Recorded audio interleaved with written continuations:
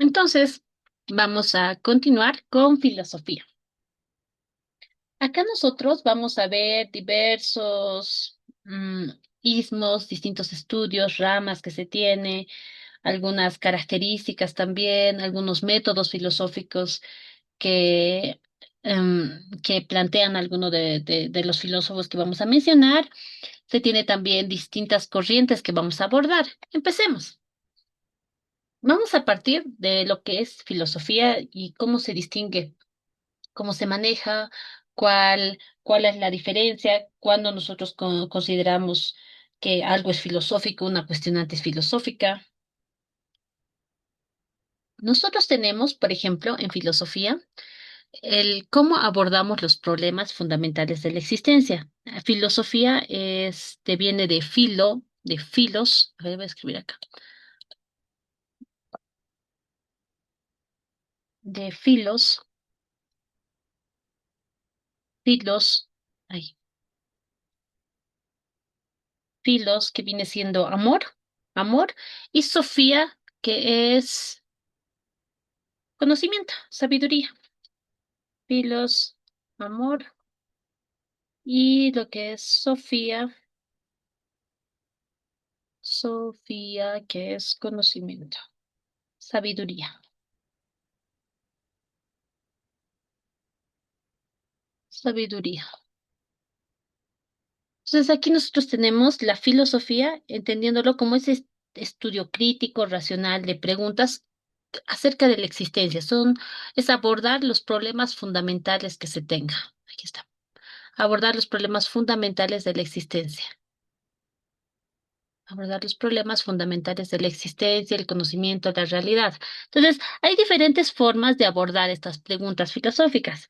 Un ejemplo se tiene a través de narraciones simbólicas, como son las míticas, que hacen uso de narraciones simbólicas tradicionales, pero cuando nosotros hacemos una explicación filosófica, nos vamos a basar no en algo mítico, simbólico, nos vamos a basar en la razón y la argumentación. Esta es la base de la filosofía. Este paso de los mitos al logos, a la razón, es lo que ha marcado el origen del pensamiento occidental. La característica principal de la filosofía es que es reflexiva, es crítica, es racional. ¿Cuándo entonces un problema se vuelve filosófico? Un problema se vuelve filosófico cuando cuestiona los supuestos fundamentales, no cuando cuestiona lo evidente. Cuando cuestionamos algo ya evidente, no es hacer filosofía, no es plantearnos un problema filosófico. Cuando cuestionamos estos supuestos fundamentales, cuando haces este cuestionamiento a los supuestos fundamentales, es cuando un problema adquiere su carácter filosófico. Acá, por ejemplo, dentro de los supuestos fundamentales podemos tener las creencias, los conocimientos, los valores. La idea de la filosofía no es que encontremos una respuesta única, definitiva, sino en que podamos problematizar, que tengamos esta actitud reflexiva, crítica sobre la realidad misma, cuestionar estos supuestos fundamentales. Entonces vamos a partir de algunos conceptos. Vamos a ver qué es la epistemología. ¿A qué se refiere? ¿En qué consiste esta rama? La epistemología es una rama de la filosofía. La epistemología, vamos a ver otra vez su origen etimológico. Epistemología viene de episteme. Episteme significa conocimiento, conocimiento. Y vamos a tener lo que es logía. Logía es de logos, que significa estudio. Es el estudio del conocimiento, es el estudio de la ciencia, es la teoría del conocimiento, es cuando estudiamos el conocimiento. Entonces, cuando no recuerden algo, pueden hacer referencia a su origen etimológico. Se los escribiré. O vamos a escribir en las preguntas, pero estaría episteme. Episteme, que es conocimiento. Y logos, que es estudio. Entonces, reflexiona acerca del conocimiento humano. Es el estudio del conocimiento. Acá vamos a ver. ¿Cómo nos planteaba Sócrates que se alcanza el conocimiento auténtico? Nos dice que alcanza mediante el método socrático, que es el método de la mayéutica. En este método, Sócrates nos dice que el conocimiento auténtico se va a alcanzar mediante el diálogo y el cuestionamiento constante, haciendo un examen crítico de todas las ideas de las propias creencias que nosotros tenemos. Hacemos diferentes preguntas para reconocer cuáles son nuestras contradicciones y desde esa forma, desde esas contradicciones, nosotros llegar por sí mismos a una comprensión de la verdad. Este es el método socrático. El principio fundamental es que el conocimiento no se transmite de manera pasiva, se va construyendo a partir de este método, de esta mayéutica de reflexión crítica, de preguntas constantes, de cuestionamiento, de diálogo constante, de un examen racional que se realiza. Luego vamos a tener estas corrientes, los ismos. Cuando hablamos de los ismos, nos vamos a referir a estas corrientes. Racionalismo. Una de las figuras claves del racionalismo viene siendo a René Descartes. René Descartes es considerado el principal representante del racionalismo moderno. Esta corriente afirma que la razón, su principio es ese, que la razón es la fuente principal del conocimiento. La razón. ¿Cómo logra esto? A partir de una duda metódica, es cuestionar todo hasta encontrar un fundamento absolutamente seguro. Algo que hizo René Descartes, que es conocido por su célebre frase que era pienso, luego existo, era que él estaba en un cuestionamiento constante donde se cuestionaba la realidad de todo. Y en este cuestionamiento constante de la realidad, él él ya no sabe qué cosas es real, lo único que sabe que es real es que él está pensando, o que él, que eso, está pensando, y él sabe que eso sí es real. Entonces, a partir de él, de eso, él llega a esta síntesis, que era piensa y luego existe, porque a partir de que él está pensando, él logra concluir que sí está existiendo. Entonces, pienso y después existo. Ahí nos habla que la razón es el punto de partida del saber. La razón es la fuente principal del conocimiento verdadero. En esto en esto consiste, en esto consiste el principio del racionalismo. Luego tenemos también el positivismo. En el positivismo, que viene siendo también otra de las corrientes, en el positivismo nosotros tenemos que solo va a ser válido el conocimiento que puede ser verificado empíricamente mediante la observación y la experimentación. Quiere decir que todo lo que no podemos verificar mediante hechos observables va a ser rechazado. Por ejemplo, desde el positivismo, que es el empirismo radical, se rechaza cualquier explicación metafísica que se dé. Aquí el método que se aplica es el método de las ciencias naturales a todo el saber, el método científico, que se tiene que verificar. En el positivismo, nosotros planteamos que para que un conocimiento sea válido, tenemos que ponerlo a prueba, tenemos que ponerlo en duda y si lo vamos a poder verificar mediante observación y experimentación, es que va a pasar a ser esto válido. Esta corriente, como les indicaba, aplica este método de las ciencias naturales. El positivismo ha sido importante porque ha influido de manera significativa en la filosofía de la ciencia, en la forma que se concibe el conocimiento, a que se pueda establecer criterios estrictos de validez basados en hechos observables. Su principio es, solo es válido el conocimiento que puede ser verificado empíricamente y se aplicaba el método de las ciencias naturales. Luego vamos a tener la síntesis de Kant. Immanuel Kant, ha propuesto esta síntesis entre racionalismo y empirismo. Esta es la propuesta kantiana. ¿En qué consiste?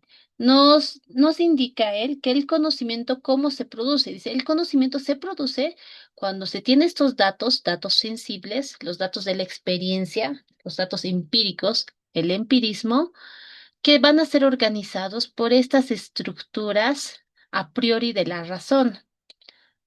Cuando se hace esto, se une la experiencia, los datos sensibles de la experiencia con las estructuras a priori de la razón, es que nosotros vamos a producir conocimiento. Nos indica que el mundo que conocemos, no conocemos el mundo tal como es, sino que nuestra razón lo está estructurando a partir de nuestra experiencia empírica y la razón que se tiene. Ambas son indispensables.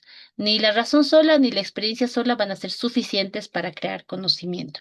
Esto es la propuesta que nos da Kant, la propuesta kantiana, Immanuel Kant. Nos habla de esta manera de producirse el conocimiento a partir del racionalismo y del empirismo. La experiencia que es organizada por estructuras a priori de la razón. Vamos a tener otra de las corrientes, dos corrientes, lo que es el escepticismo. Cuando hablamos de escépticos, ustedes deben recordar, le decimos a alguien que está dudando de todo, se está cuestionando todo, pone en duda o como una duda radical. Entonces, el planteamiento del escepticismo es eso, es la duda radical respecto a la posibilidad de alcanzar un conocimiento cierto y definitivo. Algunos lo confunden esto considerando que el escepticismo significa negar el mundo, pero no es así. El escepticismo es tener esa duda radical respecto a que podamos alcanzar un conocimiento definitivo, va cuestionando todos los criterios de verdad.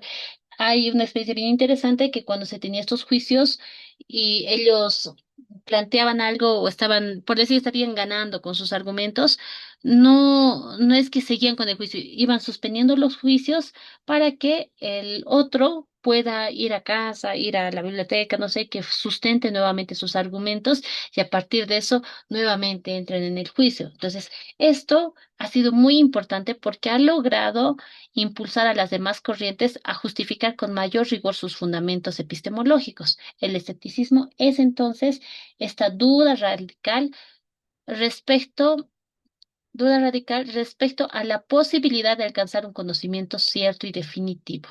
Eso es lo que nos plantea.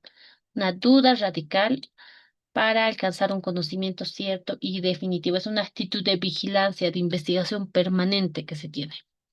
No de negación del mundo, sino de duda radical, de investigación constante. Luego también tenemos lo que es la corriente del relativismo.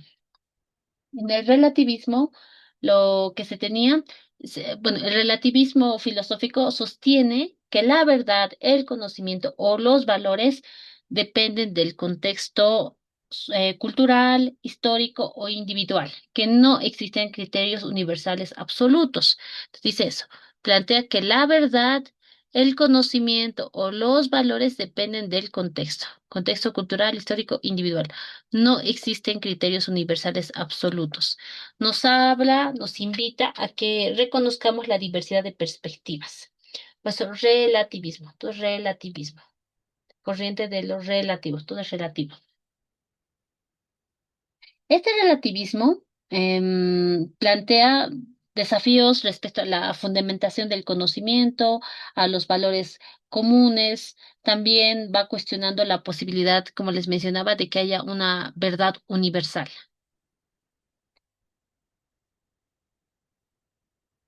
Vamos a ver también esta pregunta que se hace respecto a que es real, ¿no? Lo que decía también, les había hablado de Descartes, de este filósofo matemático, que nos cuestionábamos qué es entonces lo real, qué es lo real.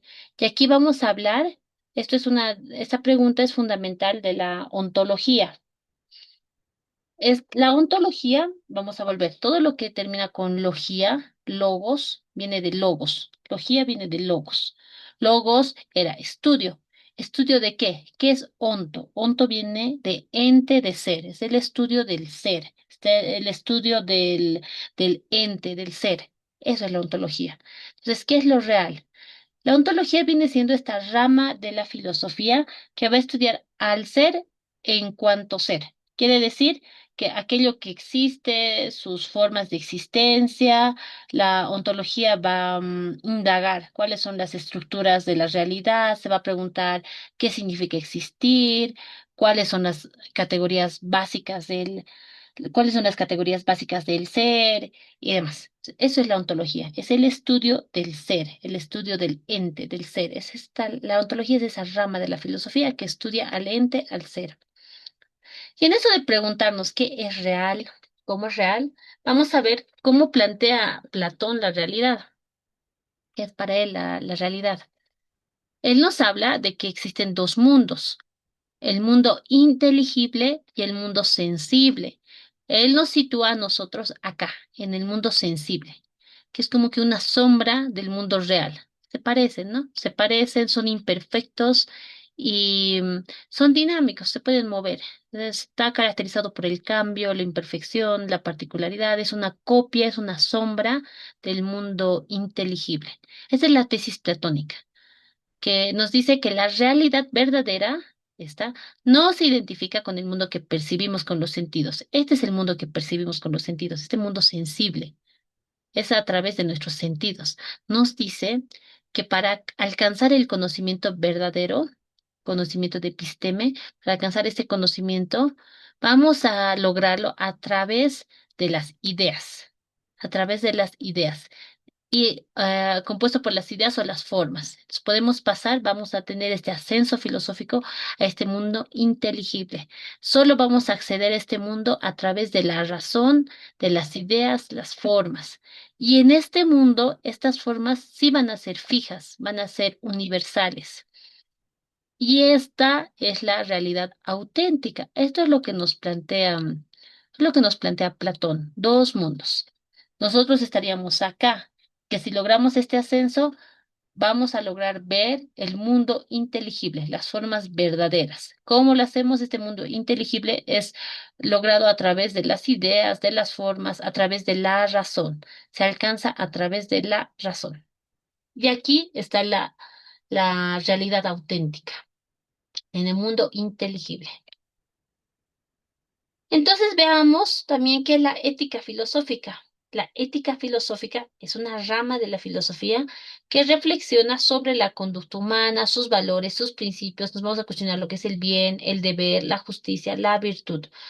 Su finalidad no es describir cada uno de estos, sino fundamentar sus criterios. Hay que distinguir qué es ética, qué es moral. Entonces, la ética hace ese proceso de reflexión racional sobre la conducta humana. Ah, hay un autor que planteaba él esta diferencia entre ética y moral. O sea, ¿cuál es la diferencia? La moral, por ejemplo, son las normas, valores que se tiene, que nos dicen un grupo social. Antes, cuando se tenía o las mujeres no podíamos votar, eso socialmente era aceptado, era correcto, no les parecía malo, era parte de la práctica social. Entonces, para la moral, desde una vista moralista, eso era algo bueno, o sea, no era nada cuestionable. Pero desde la mirada ética, desde esta reflexión filosófica, crítica, racional sobre estas normas morales, no, entonces ahí ya se ponía en cuestión, ¿no? O sea, ¿por qué las mujeres no pueden emitir el voto? ¿Por qué los indígenas no son considerados ciudadanos tras la independencia? Entonces ya se va llevando a este cuestionamiento sobre la conducta, sobre los valores, sobre los principios. Esa es la diferencia. Cuando hablamos de ética filosófica, nosotros planteamos esa reflexión filosófica, crítica, racional sobre estas normas morales, entre lo que es la justicia, entre lo que es bueno, es malo, entre la virtud en el deber. Vamos a ver también lo que es la eudaimonía. La eudaimonía, nosotros tal vez estamos más familiarizados lo plantea Aristóteles, pero nosotros podríamos estar más familiarizados como con el vivir bien, que lo plantean los aymaras, con el sumacamaña, que lo plantean los quechuas. ¿Qué es eso? Vivir bien no es vivir con dinero o vivir mejor, tener bienes materiales, sino ese vivir bien es esta vivencia en armonía con la madre tierra, con todos los seres vivos, con nosotros mismos, ¿no? Entonces, la eudaimonía es similar, es un concepto antiguo que es central en la ética de Aristóteles y lo traduce como este vivir bien que nosotros conocemos del Summa Camaña. No es un estado pasajero, no es un ejercicio de que tengamos mayor riqueza material, sino se entiende como una actividad del alma que está enfocada en la virtud, en la excelencia, en la autorrealización a lo largo de la vida. ¿Y cómo vamos a lograr esta eudaimonía, esta felicidad, este flourishing? vamos a lograr a través del ejercicio de las virtudes y de la razón. Las virtudes que van a estar guiadas por la razón. Este es el camino para lograr la eudaimonía, esta felicidad que se logra, este vivir bien, se va a lograr a partir de este ejercicio de las virtudes y de la razón, a partir de la participación activa en la vida comunitaria. Para nosotros es más fácil asimilarlo con lo que es el vivir bien, el suma camaña, que estamos más familiarizados con estos términos de nuestros antepasados quechuas, aymaras. Entonces vamos a ver quiénes somos, la naturaleza humana, qué cuestionantes también hay. Desde la antropología filosófica, el ser humano es un ser racional. Esta definición nos habla que el ser humano tiene la capacidad de actuar de manera consciente, de pensar, de cuestionarse, de deliberar. Ese es un rasgo distintivo que tiene el ser humano. Pero acá vamos a ver uno de los desafíos del existencialismo, porque ahí es donde se pone en centro la existencia del ser humano. Nos dice que la existencia precede a la esencia. Significa que nosotros no tenemos una naturaleza ya dada, ya, ya determinada, sino que esto se va a ir construyendo a partir de las decisiones que tomamos. Ustedes saben que también parte de lo que nosotros hacemos viene guiado por causas externas, por nuestra condición socioeconómica, por la historia de vida particular que tiene cada uno. Entonces, esto es el desafío del existencialismo. Y aquí hay una de las cuestionantes fundamentales que se tiene, que es acerca del libre albedrío. Si nosotros somos libres para elegir nuestras acciones o esto está determinado por causas externas. O sea, ¿realmente somos libres? ¿Realmente existe el libre albedrío? ¿Elegimos en libertad nuestras acciones o lo que estamos eligiendo ya es algo que estamos haciendo por una concepción previa de los factores sociales en los que hemos crecido, de nuestra historia de vida particular? Entonces, esto ya es una cuestión fundamental que se va planteando acerca del libre albedrío. Ya para finalizar, vamos a hablar también acerca de la estética filosófica. Cuando hablamos de estética, es la reflexión sobre el arte y la belleza. Quiere decir que vamos a reflexionar acerca de lo bello. ¿Por qué algo para nosotros es considerado como bello? ¿Por qué ciertos estándares en cuanto de belleza en personas? ¿Por qué nosotros tenemos ciertos estándares de belleza? ¿Por qué creemos que es bello ciertos rasgos como color de piel, como forma de la nariz, estatura, cuerpo? O sea, ¿por qué eso es bello? ¿Por qué estos criterios los consideramos como bello? Es cuestionarnos también el arte. ¿Cuál es el significado del arte en la vida, el significado del arte en la realidad, en la verdad, en la historia? En el arte, por ejemplo, podemos ver cómo las expresiones artísticas, de grandes músicos que ha habido, Víctor Jara, Mercedes y tantos otros, que a través de su arte, de la música, ellos han sido fundamentales en las historias de su país, como Víctor Jara, a quien a partir desde su arte lo han asesinado de forma tan brutal. Entonces, estas reflexiones son las que se hace a partir de la estética filosófica. Cuestionarnos el arte y la belleza. ¿Por qué algo consideramos como bello? ¿Por qué esto es entendido como bello? ¿Cuál es el significado del arte en la historia de mi país, en la historia de la vida? ¿Cuál es el significado del arte en los humanos como tal? Y aquí vamos a ver que la filosofía moderna entonces, resumen, se va a caracterizar por esta actitud crítica frente a la tradición, a la autoridad. Es este cuestionamiento, este proceso reflexivo que se tiene para que nos ayuda a promover la capacidad del sujeto para pensar por sí mismo. La filosofía no es dar respuestas definitivas, sino es un ejercicio, es una actividad constante, es una práctica continua de reflexión crítica, racional, sobre los fundamentos que existen los fundamentos ya dados que se tiene.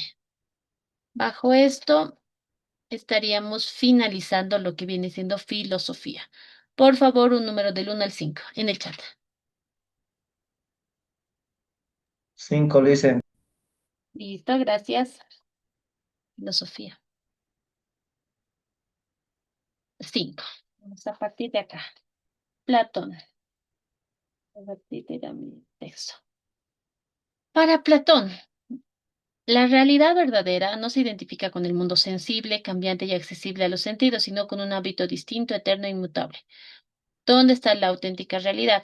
Para Platón había dos mundos. ¿Cuáles eran esos dos mundos?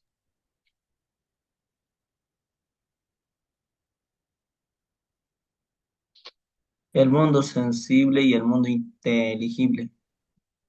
Mundo sensible y el mundo inteligible. Sí. Entonces nos pregunta, ¿dónde está la auténtica realidad? Él nos dice que la auténtica realidad va a estar en el mundo inteligible. Aquí va a estar y vamos a lograrlo a partir de este ascenso filosófico.